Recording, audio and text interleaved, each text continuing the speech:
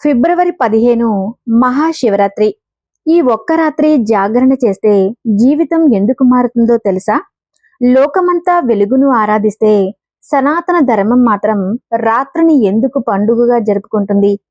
పగలు మనల్ని లౌకిక ప్రపంచంలో బంధిస్తే రాత్రి మనల్ని మన అంతరాత్మ వైపు నడిపిస్తుంది. శివ అంటే మంగళం, రాత్రి అంటే విశ్రాంతి లేదా ఉపశమనం.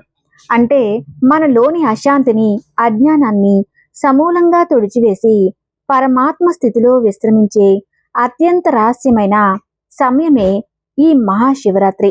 మాఘమాసంలోని కృష్ణపక్ష చతుర్దశి నాడు చంద్రుడి ప్రభావం మన మనసుపై దాదాపు శూన్యమవుతుంది. శాస్త్రం ప్రకారం చంద్రుడికి మనస్సుని విడదీలేని సంబంధం ఉంది. మనసు అనే మాయాజాలం బలహీనపడే ఈ రాత్రి ఆ పరమశివుడిని ఆరాధిస్తే మనలోని అహంకారాన్ని చంపి మనోనాశనం ద్వారా మోక్షాన్ని పొందే అవకాశము ఉంటుంది. కేవలం పురాణ గాథలే కాదు, ఈ రాత్రికి ఒక అద్భుతమైన శాస్త్రీయ రహస్యం కూడా ఉంది. ఈ రోజున భూమి యొక్క ఉత్తరార్ధగోళంలో గ్రహాల అమరిక వల్ల విశ్వంలోని శక్తి సహజంగానే ఊర్ధ్వముఖంగా ప్రవహిస్తుంది. అంటే మన వెన్నెముక గుండా ప్రాణశక్తి వైపు ప్రవహించి మన చైతన్యాన్ని ఉన్నత స్థితికి తీసుకువెళ్లే అరుదైన గడియలు ఇవి.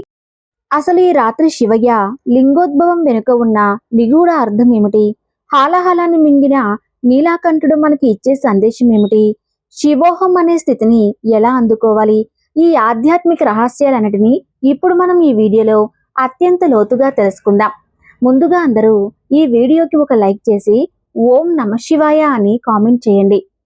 మహాశివరాత్రి కేవలం ఒక పండుగ మాత్రమే కాదు, అది ఈ విశ్వం యొక్క మూలతత్వాన్ని మనం దర్శించుకునే ఒక అద్భుతమైన రాత్రి. పురాణాల ప్రకారం ఈ పర్వదినాన జరిగిన శివపార్వతుల కళ్యాణం వెనుక ఒక లోతైన తాత్విక రహస్యం దాగి ఉంది. శివుడు అంటే శుద్ధ చైతన్యం, పార్వతి అంటే ప్రకృతి లేదా శక్తి. నిశ్చలంగా ఉండే శివతత్వం చైతన్యవంతమైన శక్తితో ఏకమైనప్పుడే ఈ సృష్టిలో స్పందన మొదలైంది. అందుకే ఈ రాత్రిని ప్రకృతి మరియు పురుషుల కలయికగా అభివర్ణిస్తారు.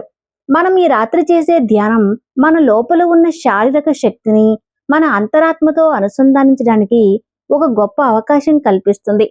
ఇది కేవలం ఇద్దరు దైవాల వివాహం కాదు, జీవాత్మ పరమాత్మలో లీనమై ఒక సంపూర్ణ స్థితిని చేరుకునే ఆధ్యాత్మిక ప్రక్రియ. రెండవది, అహంకారాన్ని అణిచివేసే లింగోద్భవ రహస్యం. బ్రహ్మ మరియు విష్ణువుల మధ్య తలెత్తిన ఎవరు గొప్ప అనే వివాదం నిజానికి మేధస్సుకి మరియు అహంకారానికి మధ్య జరిగిన పోరు.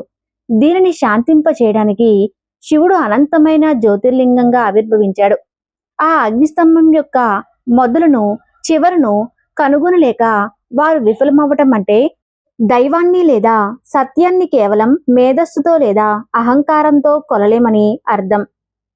ఆధ్యాత్మికంగా ఈ జ్యోతిర్లింగం మన వెన్నెముకలోని సుమగ్నాడికి ప్రతీక. శివరాత్రి అర్ధరాత్రి వేళ లింగోద్భవ కాలంలో మనం వెన్నెముక నిటారుగా ఉంచి జాగరణ చేయటం ద్వారా ఆ అనంతమైన జ్ఞానజ్యోతి మనలో ప్రకాశిస్తుంది. మనలోని అజ్ఞానాంధకారం తొలగిపోయి వినయం మరియు జ్ఞానం ఉదయించే పవిత్ర ఘట్టం ఇది. మూడవది, లోక కళ్యాణం కోసం శివుడు నీలాకంఠుడైన గాథ మనకు ఒక గొప్ప జీవన సూత్రాన్ని బోధిస్తుంది.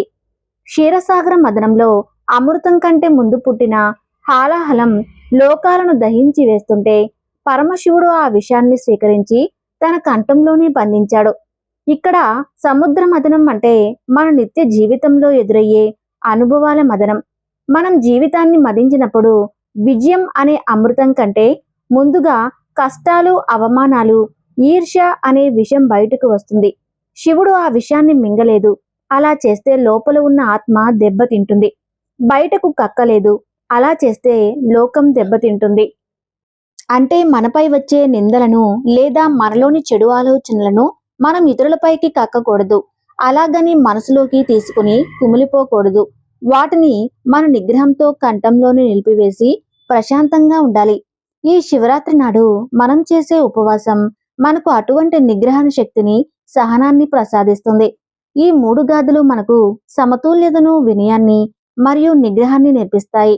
మహాశివరాత్రి అంటే కేవలం పూజలు పునస్కారాలు మాత్రమే కాదు, మనలోని శివుడిని మనం దర్శించుకునే ఒక గొప్ప అవకాశం. ఈ పవిత్రమైన రోజున ఆ బోలాశంకరుని అనుగ్రహం మీపై ఉండాలని కోరుకుంటున్నాను. ఈ ఆధ్యాత్మిక సమాచారం మీకు నచ్చినట్లయితే వీడియోను లైక్ చేయండి మరియు మీ మిత్రులకు షేర్ చేయండి. మరిన్ని పురాణాల రహస్యాల కోసం మా ఛానల్ని ఇప్పుడే సబ్స్క్రైబ్ చేసుకోండి.